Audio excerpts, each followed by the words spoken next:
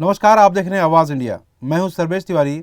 खबरों की शुरुआत करते हैं, लेकिन सबसे पहले नजर डालते हैं आज की हेडलाइंस पर। ऑपरेशन सिंदूर के बाद प्रधानमंत्री नरेंद्र मोदी पहली बार राजस्थान दौरे पर, बीकानेर में करेंगे जनसभा को संबोधित।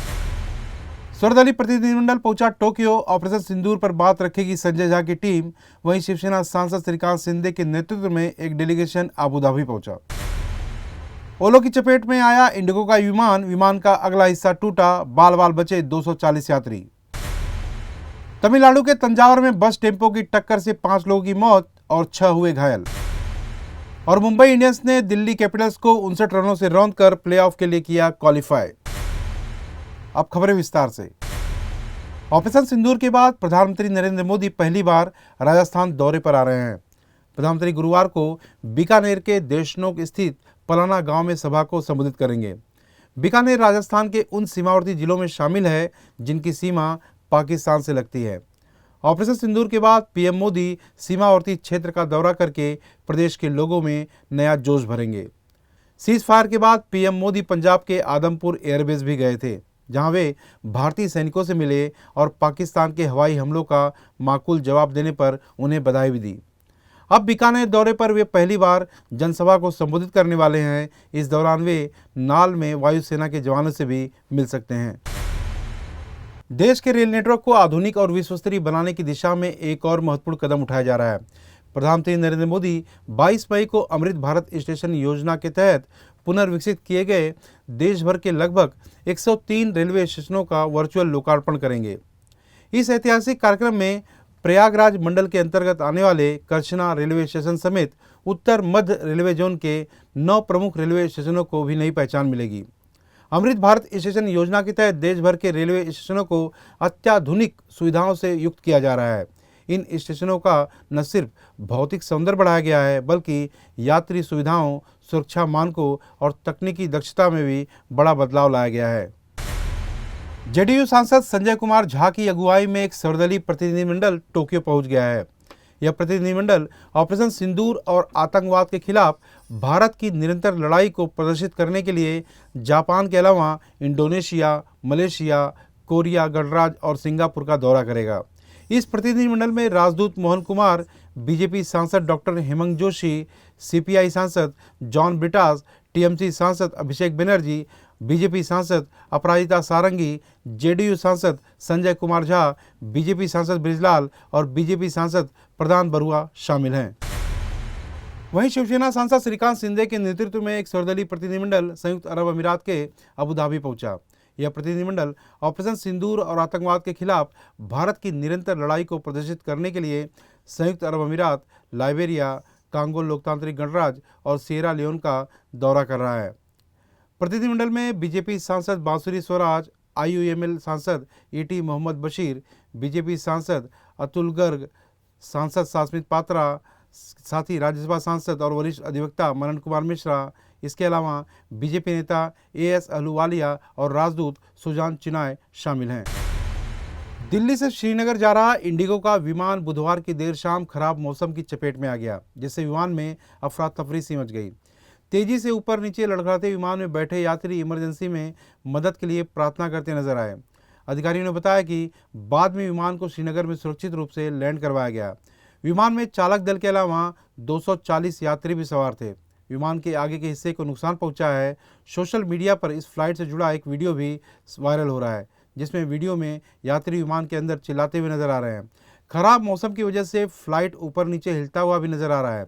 ऐसे में यात्री जान बचाने की प्रार्थना करते नजर आ रहे हैं। विमान के अंदर एक यात्री द्वारा शूट किए गए एक वायरल वीडियो में दिखाया गया है कि विमान पर लगातार ओले गिर रहे हैं। आवाज इंडिया में फिर लेते हैं एक छोटा सा ब्रेक।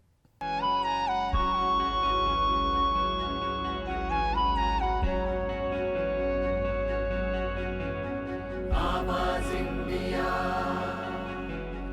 आवाज इंडिया, आवाज इंडिया, आवाज इंडिया, इंडिया, इंडिया, आवाज इंडिया।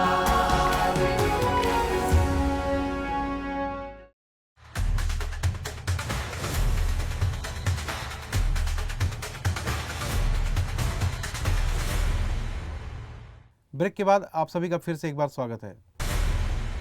तमिलनाडु के तंजावुर में बुधवार की देर रात एक बस और वैन के बीच एक बड़ा हादसा हो गया, जिसमें 5 लोगों की मौत हो गई और 6 के करीब लोग घायल हो गए।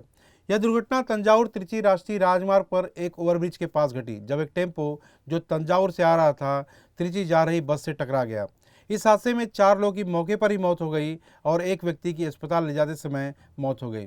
वहीं इस दुर्घटना में घायल लोगों को अस्पताल में भर्ती कराया गया है। अमेरिकी राष्ट्रपति डोनाल्ड ट्रंप और दक्षिण अफ्रीकी राष्ट्रपति सिरिल रामाफोसा के बीच व्हाइट हाउस में तीखी बहस हुई।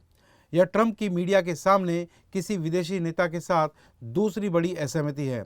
इससे पहले यूक्रेन के राष्ट्रपति जेलेंस्की के साथ उनकी तीखी बहस हुई थी। एक महत्वपूर्ण बैठक के दौरान अमेरिकी राष्ट्रपति डोनाल्ड ट्रंप ने दक्षिण अफ्रीकी राष्ट्रपति सिरिल रामाफोसा के सामने श्वेत नरसंहार का मुद्दा उठाकर सबको चौंका दिया। शुरुआत में दोनों नेताओं के बीच व्यापार और खनिज संसाधनों पर चर्चा हो रही थी, लेकिन ट्रंप ने अचानक एक वीडियो चलवाया जिसमें दावा किया गया था कि हजारों श्वेत किसानों की हत्या कर दी गई है। राष्ट्रपति रामाफोसा ने शांत रहते हुए वीडियो को नकार दिया और कहा कि वे इसकी प्रामाणिकता की जांच करेंगे, लेकिन राष्ट्रपति ट्रंप ने और भी आक्रामक रुख अपनाते हुए लेखों की प्रतियां दिखाई, जिनमें दक्षिण अफ्रीका में मारे गए गोरे लोगों के बारे में जानकारियां थीं। ट्रंप ने जोर जोर से मृत्यु मृत्यु कहते हुए पन्ने पलटे, जिससे माहौल और भी तनावपूर्ण हो गया। अंतर्राष्ट्रीय स्तर पर ऐश्वर्या राय ने अपने माथे पर सिंदूर प्लांट कर फैंस का ध्यान खींच लिया है। पूर्व मिस वर्ल्ड ने अपनी जड़ों की ओर लौटते हुए इस साल कान फिल्म फेस्टिवल के रेड कार्पेट पर साड़ी और सिंदूर में एक आदर्श इंडियन मैरिड वुमेन के रूप में चलने का फैसला किया, जिसे फैंस काफ़ी पसंद करते हुए नजर आ रहे हैं और एक्ट्रेस की तारीफ भी कर रहे हैं। जबकि कुछ यूजर्स ने तो उनका माथे पर सिंदूर लगाना भारत के ऑपरेशन सिंदूर से जोड़ते दिख रहे हैं। ऐश्वर्या राय बच्चन ने गोल्डन एब्लिशमेंट वाली क्लासिक आइवरी हैंडलूम साड़ी में सबको चौंका दिया। ऐश ने साड़ी के साथ लाल चोकर पहना था, जिसके साथ उन्होंने शानदार रूबी नेकपीस और मैचिंग इयररिंग्स पहनी थी। रेड कार्पेट पर कैमरों की ओर हाथ हिलाते हुए हम उनके हाथ में एक कॉम्प्लीमेंट्री रिंग भी देख सकते हैं।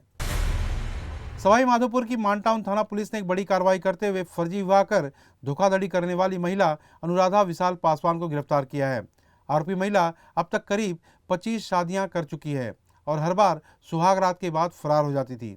अपने साथ घर से नकदी, जेवर और मोबाइल लेकर भाग जाती। अब पुलिस ने बोगस ग्राहक बनकर जाल बिछाया और भोपाल से आरोपी को गिरफ्तार किया। 5 बार की चैंपियन मुंबई इंडियंस ने आईपीएल 2025 के प्लेऑफ में जगह बना ली है। मुंबई के वानखेड़े स्टेडियम में खेले गए आईपीएल के 63वें मैच में मेजबान मुंबई ने दिल्ली कैपिटल्स को 59 रनों से हरा दिया। इसके साथ ही मुंबई प्लेऑफ में पहुंचने वाली चौथी और आखिरी टीम बन गई है। वहीं दिल्ली कैपिटल्स की उम्मीदें आखिरी मैच से पहले ही खत्म हो गई हैं। मुंबई ने इस मैच में पहले बैटिंग करते हुए सूर्यकुमार यादव की 73 रन की बेहतरीन पारी के दम पर 180 रन बनाए थे। इसके जवाब में मिचेल सेंटनर और जसप्रीत बुमराह ने 3-3 विकेट लेकर दिल्ली को सिर्फ 121 रन पर ढेर कर दिया।